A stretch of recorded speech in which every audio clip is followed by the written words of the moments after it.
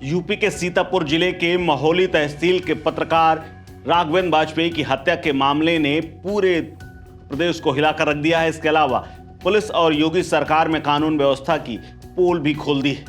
Postmortem report में चौंकाने वाले तथ्य सामने आए हैं और कहा गया है कि बदमाशों ने 4 गोलियां राघवेंद्र को मारी, यानी उनका पूरा इरादा था कि राघवेंद्र को किसी भी हाल में जिंदा नहीं छोड़ना है। इस बात की पुष्टि पोस्टमार्टम रिपोर्ट से हो रही है। इसके अलावा चर्चाओं ने भी जोर पकड़ना शुरू कर दिया है कि आखिर वो कौन लोग थे जिन्होंने इस हत्याकांड को अंजाम दिया है और आखिर कौन सी ऐसी खबरें थी जिनकी वजह से राघवेंद्र की जान चली गई। तो आपको बता दें कि हत्यारे राघवेंद्र को किसी भी सूरत में जिस तरह से पीछा करते हुए न सिर्फ उनको टक्कर मारते हैं बल्कि उनके ऊपर ताबड़तोड़ 4 गोलियां चलाते हैं। उसके बाद उनका दम वहीं पर निकल जाता है। बताया जा रहा है कि एक गोली पहले पीठ में मारी गई, जिसकी वजह से राघवेंद्र बाइक से गिर गए।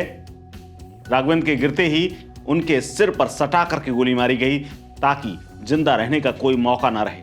इसके अलावा राघवेंद्र के बारे में आपको बता दें कि पिछले काफी दिनों से लगातार जिले और उनकी तहसील में चल रही धान खरीद में गड़बड़ी को लेकर के अभियान चलाते हुए खबरें लिख रहे थे और बड़ी गड़बड़ी को उजागर किया था, जिसके चलते उनसे कुछ लोग खफा थे और लगातार माफिया उन पर दबाव बना रहा था। कई लोगों की जिनकी संलिप्तता इस पूरे मामले में थी, वो लोग डरे हुए थे और लगातार वही लोग इनको धमकाने की कोशिश कर रहे थे और हर हालत में शांत कराने में लगे हुए थे। वहीं एक जमीन खरीद का भी मामला है। इसके अलावा एक स्टाम्प चोरी की घटना का भी इन्होंने खुलासा किया था, जिसकी वजह से तहसील प्रशासन ने जांच के आदेश दिए थे, जिसमें स्टाम्प चोरी की बाकायदा पुष्टि तक हुई थी, जिस पर कार्रवाई लगातार जारी है।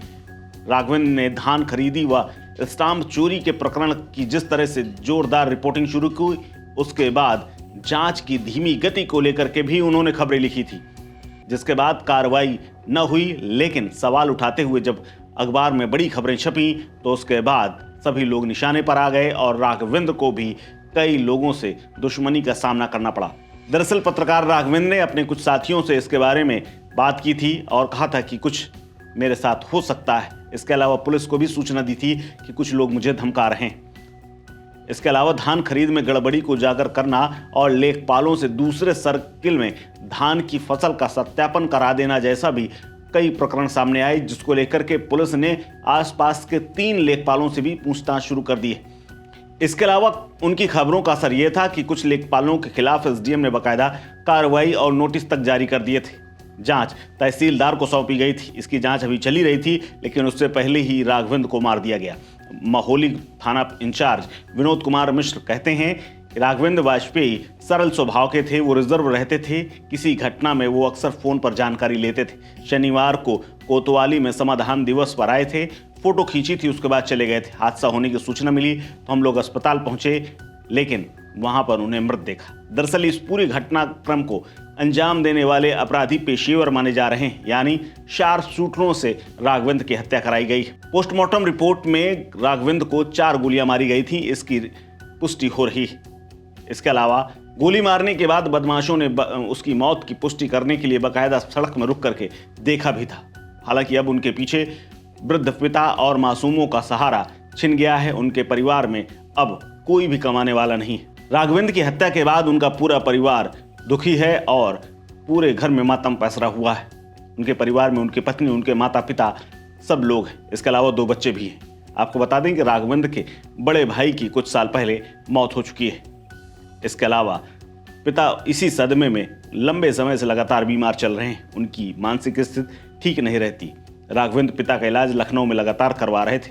राघवेंद्र की पत्नी व 2 बच्चे, एक बेटी आराध्य और 8 साल की बच्ची अस्मिता है। माँ किरण और पिता महेंद्र वाजपेयी के साथ पूरा परिवार महोली के विकास नगर में रहते थे। लेकिन अब इस घटनाकांड के बाद समाजवादी पार्टी ने सवाल उठाए हैं। समाजवादी पार्टी ने भी एक्स पर लिखते हुए कहा, क्या यही डबल इंजन सरकार है? क्या डबल इंजन सरकार की ये कानून व्यवस्था है? पत्रकार राघवेंद्र वाजपेयी की गोलियां मार करके उन्हें भून दिया गया और सरकार खामोश है। अगर पत्रकार सुरक्षित नहीं है तो आम जनता का क्या होगा? दोषियों के खिलाफ कठोरतम कार्रवाई हो। सच बोलना अपराध है, ये उन्होंने ट्वीट किया है। इसके अलावा कांग्रेस के प्रदेश अध्यक्ष अजय राय ने भी पत्रकार राघवेंद्र वाजपेयी की हत्या में शोक जताया और कहा है कि धान खरीद में गड़बड़ी का सच लिखने पर उनकी हत्या कर दी गई। उन्होंने सरकार से हत्यारों की गिरफ्तारी, 1 करोड़ रुपए मुआवजा और पत्नी को सरकारी नौकरी देने की मांग की है।